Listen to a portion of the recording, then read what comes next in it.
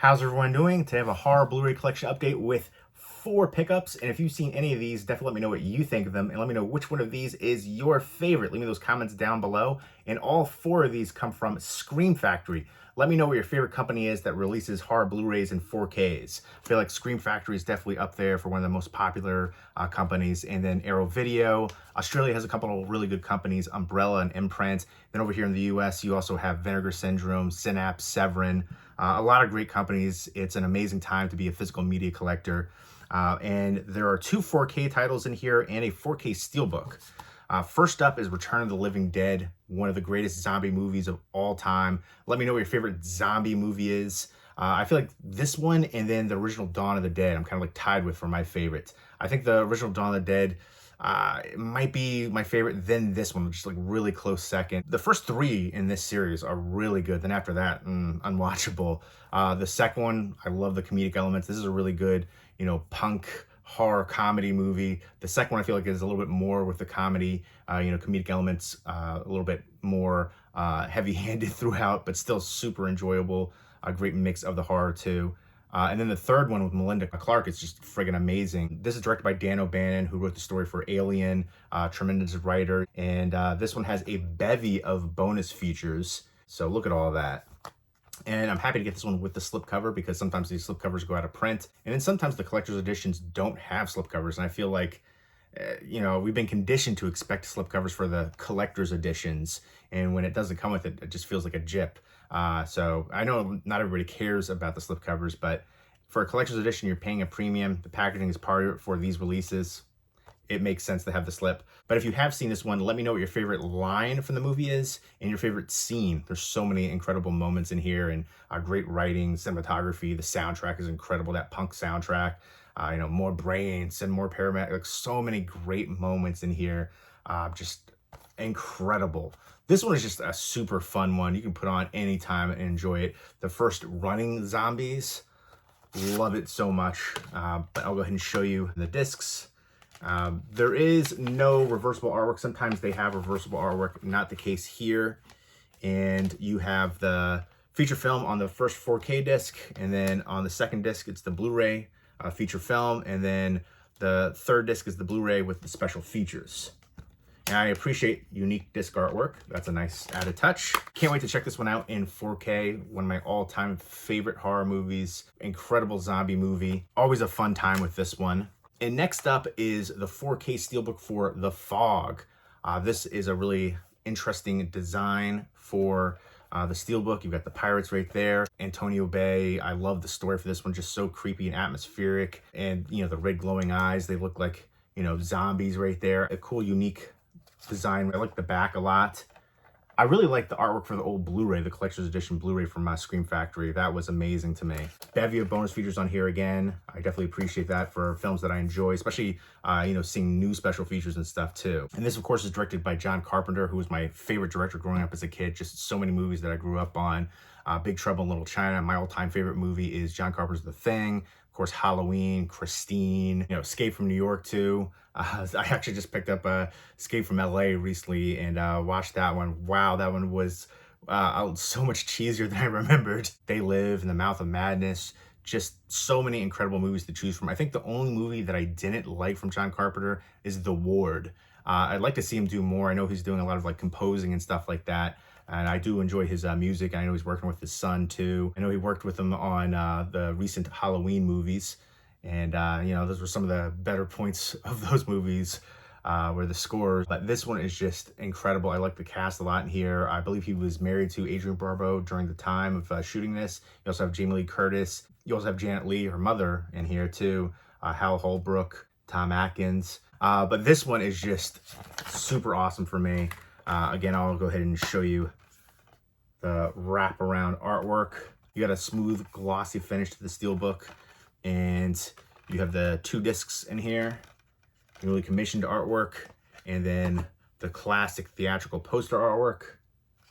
And for the Blu-ray, and then again, the 4K was the newly commissioned artwork right there. And then here's the interior artwork, which is an awesome shot. And it's definitely nice to get Dolby Vision and Dolby Atmos for some of these releases. Like this one right here has Dolby Vision, Dolby Atmos. This one has Dolby Vision It doesn't appear to have Dolby Atmos though. And next up is The Serpent and the Rainbow from Wes Craven. Let me know what your favorite Wes Craven movie is. These are some of the all-time great horror directors, especially, growing up as a kid, Wes Craven and John Carpenter. Wes Craven's directed so many incredible films. Hills Have Eyes might be my favorite. I feel like a lot of people love him now, younger generations coming up for Scream. There was also Last House on the Left, which I believe was his feature-length directorial debut. Swamp Thing, Nightmare on Elm Street, just so many incredible movies. But two that I think are underrated from him are Shocker, Horace Pinker, Peter Berg in there too, acting. And then Deadly Blessing. He also directed Deadly Friend, which is kind of a fun, entertaining robot horror movie with Christy Swanson. But Deadly Blessing is incredible. I love the twist of that one. That twist came before another movie with a similar twist ending that's real popular. But yeah, Deadly Blessing and Shocker are, I feel like, in his filmography, two ones that possibly can be considered underrated. But yeah, Wes Craven, a master. And this one, it's been a while since I've seen it. I remember being about like voodoo. They go to like Haiti because apparently, they could bring back people from the dead. There's this powder. Bill Pullman is in here, and something happens to him and he's going through an experience of that scenario. I just remember being very thrilling and also intense and having a surreal feel to it. It's based on true life experiences, so that is interesting. And I remember reading like it was filmed mostly in Haiti, and there was like a civil unrest, and the government couldn't ensure the safety of the cast and crew, so they went to the Dominican Republic to finish the filming. So I thought that was interesting. I like, finding out more information about films that I really enjoy. And here's the disc artwork. That's what I remember for my old DVD. And it does have reversible artwork right there, which is the old theatrical poster, which they also use for the DVD. Let me know what your favorite movie dealing with voodoo is. I recently picked up Angel Heart on Steelbook too. That's another one that I really enjoyed dealing with somewhat voodoo. I think it's only a matter of time till this gets a 4K as well. I feel like for Scream Factory, you have to be careful about what you buy now for these Blu-rays and collector's editions, because you buy the Blu-ray and then like a year or two later they release the 4K. You buy the 4K and then they release like a 4K Steelbook. All different kinds of things like that. A lot of companies are doing that recently, and especially like major studios. They're releasing, a Blu-ray, say Violent Night, Cocaine Bear, Megan, Black Phone, Malignant. These are just some examples where they released the Blu-ray, Wrath of Man too, and then within 6 months to a year or however long, they release a 4K for it. So I feel like I'm trying to be a little bit more particular about what I purchase now, but that's one I just wanted to add to the collection. I wasn't able to get with the slipcover, that's out of print, but I'm happy to get the slipcover for this one right here. This one did not come with the slipcover. It's Stephen King's Graveyard Shift.